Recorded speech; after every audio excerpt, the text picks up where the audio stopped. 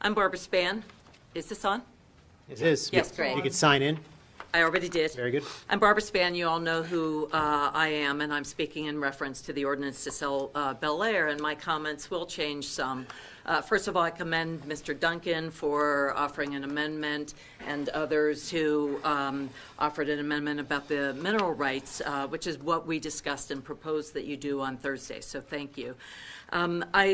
Even though these amendments are offered, and particularly the one on escrowing the funds for Parks and Rec, that hasn't gone far enough, and I would ask that you take it a little bit further tonight with another amendment or postpone for a month until your ducks in a row. The brave teenagers who spoke about Bel Air in prior meetings up here, they called it their safe place, where they could swim competitively, be outdoors in the old growth trees, do art, participate in camps with other kids, a safe space. And an environment where we've had a shooting at the mall and stabbing in the school district next door, an opioid crisis. To vote for the ordinance so quickly with a new amendment tonight, which is definitely a step in a great direction, but without fully thinking through what your next plan is for this safe space, is leaving a lot on the table. Here's why we need to take that extra step. You know, you've had time to write the ordinance properly previously and with the full amendment. And by the way, I'm not putting that down because what you did was great tonight, and you said you were going to do it on Thursday, and you stuck with your commitment on behalf of everybody. But the Turnpike Commission informed you of their intent to move forward with the expansion nearly 2 years ago, and you were in final negotiations for the price a year ago. Here's a document if the camera could look at it. Council met on the terms privately and in violation of the Sunshine Act, which is designated to protect the public back then, and I've underlined it here that you had private meetings on it. Mr. Little, you disputed that you had an agreement when I spoke last Thursday. I never said you had an agreement. I said an agreement in principle, which is a prelude to a contract, which everybody knows, and that contract you've included in today's ordinance. But I have another document here that shows that last December, and I've underlined that part, that you had received an agreement. Here are copies of the agreement. I'll submit this all for the record today.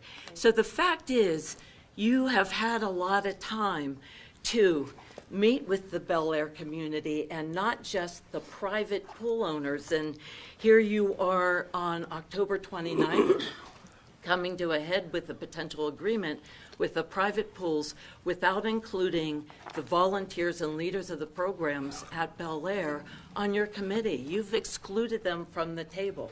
There should not be another meeting with them at the table. The private pool funding might not be the answer. That amendment of putting the funds in escrow for Parks and Rec and legally ensuring that those funds stay within Parks and Rec for the purpose of a replacement pool at Monroeville Park or some other pool-like designation is really critical to do, and to do with everybody at the table. The 2020 budget doesn't currently designate the revenue to go to the roads. That's something you stated last week. But the estimated 2019 unassigned general fund reserve balance is more than $15 million, and you've estimated in your 2020 budget that $9.5 million will remain unassigned at the end of 2020. We really have to designate these funds very specifically. Mr. Duncan's amendment, take it in and expand upon it, if not tonight, then within the next month.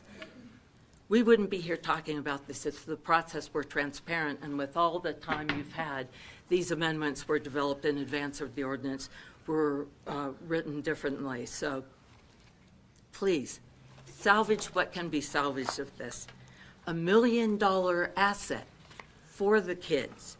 That sale should preserve for the legally binding explicit purpose a safe and vibrant space with the same use either in a single park we own or with the Bel Air community at the table if it's going to private to private sources. And I'm not saying anything against the private pools. The Span family, in addition to getting nearly $2 million in current market value assets, we were original bondholders of Gateway Heights to ensure that pool was built because it didn't require people to live within a specific community. So take this, expand upon it, the right direction it's going for the kids, for the kids, for the kids. Thank you.